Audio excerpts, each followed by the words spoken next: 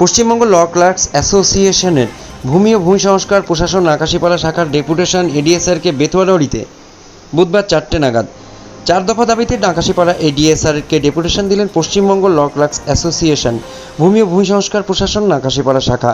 বেথুয়াডাঁড়ি সুপারমার্কেটে অবস্থিত কার্যালয়ে ল ক্লার্ক অ্যাসোসিয়েশনের কর্মীবৃন্দ সকলে মিলিত হয়ে একটি মিছিল করে এই ডেপুটেশন দেন।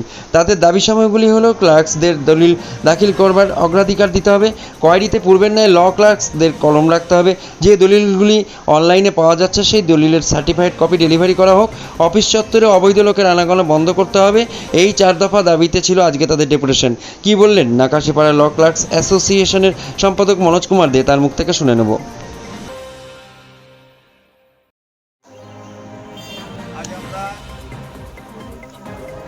বেথুয়াডাঁড়ি এডিশন অফিসে ডেপুটেশন উদ্দেশ্যে এসেছি। আমাদের মূল কিছু দাবি আছে। সে দাবির মধ্যে প্রথম দাবি হচ্ছে ল ক্লাসদের দলিল দাখিলের অগ্রাধিকার দিতে হবে। কোয়ারিতে ল ক্লাসদের কলম যেটা আগে পূর্বে ছিল সেটা পুনরায় সাবমিট করতে হবে। এছাড়া দলিলগুলো, যে সব দলিলগুলো অনলাইনে নেই সেই দলিলগুলোকে এডিসিআর যাতে সার্টিফাইড কপির আয়ত্ত দেয় তার ব্যবস্থা করতে হবে। কারণ যে সব দলিল অনলাইনে নেই সেই দলিলগুলো না থাকার কারণে অনেক ক্ষেত্রে রেকর্ড বা রেজিস্ট্রি করতে অসুবিধা হচ্ছে, সেই জন্য সেই দলিলগুলো আবশ্যক।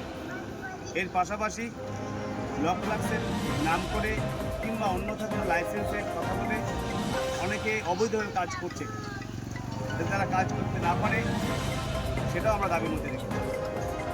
তাই আমরা আজকে